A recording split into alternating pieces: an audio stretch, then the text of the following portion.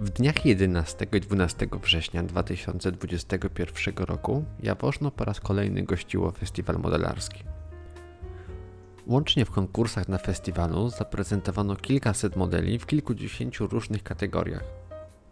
Sala gimnastyczna wypełniona była po brzegi, nie tylko modelami, ale także zwiedzającymi oraz sędziami, którzy mieli ręce pełne roboty. W czasie, gdy modele poddawane były ocenom, zwiedzający mogli bez przeszkód fotografować je oraz porozmawiać z ich twórcami, a także pogratulować im sukcesu oraz niezwykle ciężkiej pracy. Impreza przyciągnęła nie tylko dorosłych w różnym wieku, ale także rodziny z dziećmi oraz ich czworonogi. Organizator przez cały czas czuwał, aby wszystko było w jak najlepszym porządku. Sędziowie mieli do wykonania naprawdę ogrom pracy. Modeli było bardzo dużo, tak samo jak kategorii, a poziom prac był naprawdę bardzo wysoki. Myślę, że wyłonienie zwycięzcy w poszczególnych kategoriach było naprawdę bardzo dużym wyzwaniem. Jedną z dodatkowych atrakcji festiwalu była galeria prac Piotra Forkasiewicza. Być może kojarzycie go z okładek pudełek firmy Arma Hobby.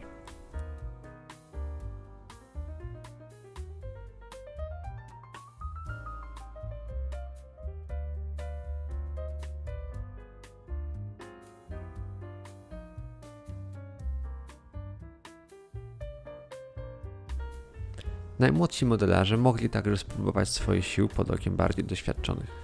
Nie jest tajemnicą, że moją ulubioną grupą modeli są samochody cywilne w skali 1:24. Na festiwalu wystawiono kilkanaście modeli w tej właśnie kategorii i wszystkie prezentowały bardzo dobry poziom. Były wśród nich samochody, które miałem już wcześniej okazję widzieć w internecie, jak i te, które zobaczyłem dopiero po raz pierwszy. Zarówno w kraju, jak i na samym festiwalu ta kategoria to wciąż nisza.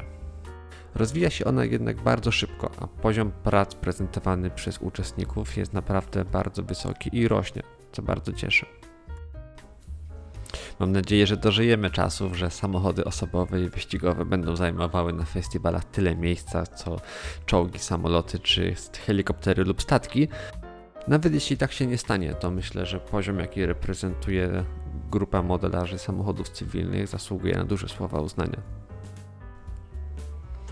Myślę też, że popularność tej gałęzi modelarstwa zależy w dużej mierze od nas samych tak naprawdę. Bo żeby modele samochodów cywilnych pokazywały się na festiwalach, to musimy jeździć na festiwale i je pokazywać. Po prostu.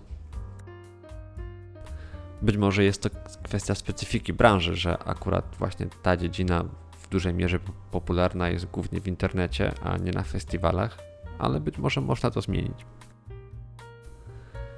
Ze wszystkich samochodów cywilnych wystawionych na festiwalu największe wrażenie zrobiły na mnie dwie dioramy. Ilość detali oraz kompleksowość tych dwóch modeli była wręcz powalająca i myślę, że naprawdę spędziłem tam mnóstwo czasu fotografując je i starając się zrobić jak najlepsze ujęcia, bo zasługiwały na to w pełni. Oczywiście jak na złość były ułożone tak ciasno, że wykonanie dobrych ujęć graniczyło wręcz z cudem, no ale mam nadzieję, że jakoś udało się pokazać ten efekt.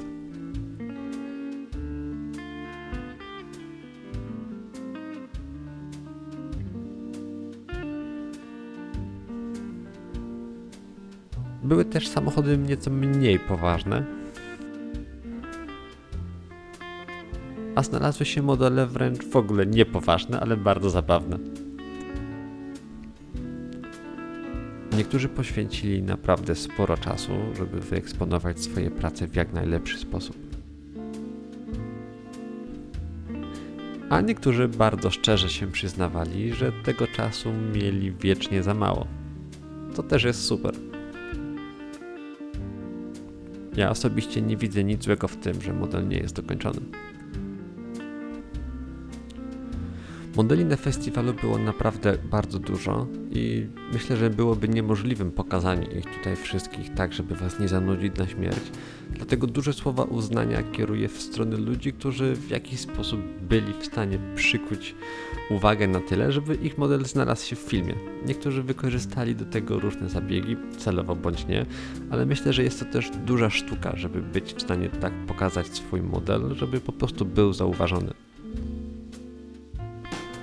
Byli też tacy, którzy przykuli uwagę wszystkich, bo poziom, jaki zaprezentowali, był po prostu kosmiczny.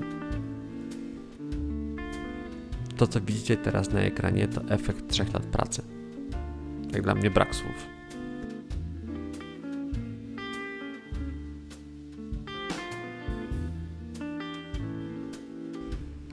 Były także modele, które dopiero podczas rozmowy z sędziami zdradzały swoją niesamowitą historię. Tutaj projekt nastolatka z kategorii papierowy projekt własny.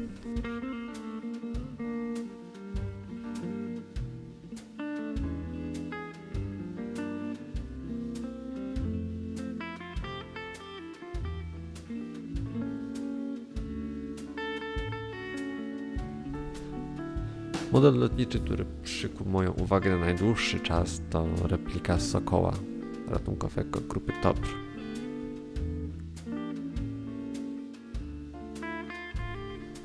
A tutaj wybuchnąłem śmiechem na głos. Naprawdę gratulacje dla autora za poczucie humoru.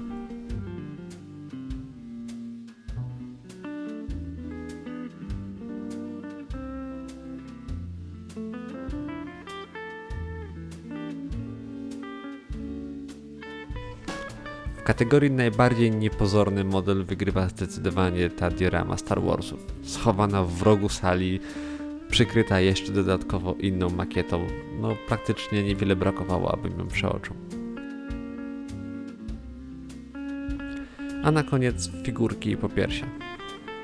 Może nie ma tutaj zbyt wiele sklejania, ale poziom umiejętności malowania naprawdę najwyższych lotów.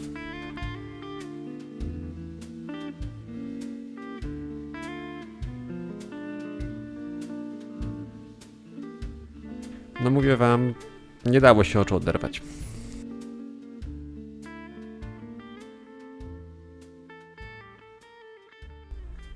I to już wszystko na dzisiaj. Dzięki za wspólnie spędzony czas. Zapraszam do subskrypcji mojego kanału.